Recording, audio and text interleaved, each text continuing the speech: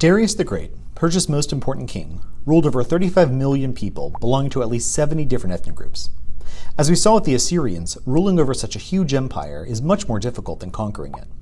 However, Darius was one of history's great organizers. Through a combination of centralizing power and ruling through localized authority, Darius established a very stable political system. Darius was the first ruler of the Achaemenid dynasty, which ruled Persia until its conquest by Alexander the Great. Achaemenid rulers gave themselves the title the Great King, the King of Kings, the King of all countries.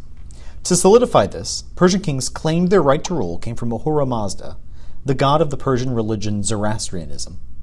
This centralized the power of the Persian monarchy into one person. Darius built a capital city called Parsa, or Persepolis.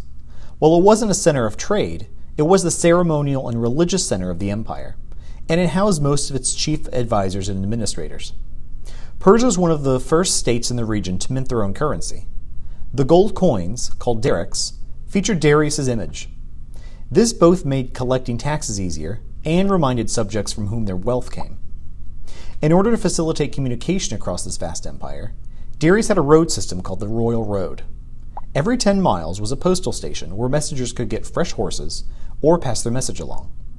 A message could travel 1,600 miles in the span of a week, which was stunningly fast for the time period. In this way, Persian kings could keep in communication with the further provinces of the empire. While all these strategies helped Persian kings centralize their power, they also distributed localized rule. To administer the empire, Darius set up positions called satrapies. The satraps served as governors who collected taxes sent to the king. As long as they remained loyal and paid their dues, they ruled however they wished.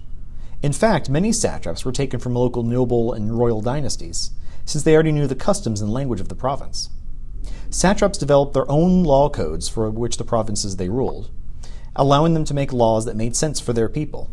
And although the king practiced Zoroastrianism, the native Persian monotheistic religion, subjects were free to worship their own gods. This kind of flexibility and freedom made those living under Persian rule less likely to rebel. After the last Achaemenid king died in 330 BC, the Greek Seleucid dynasty seized power in Persia.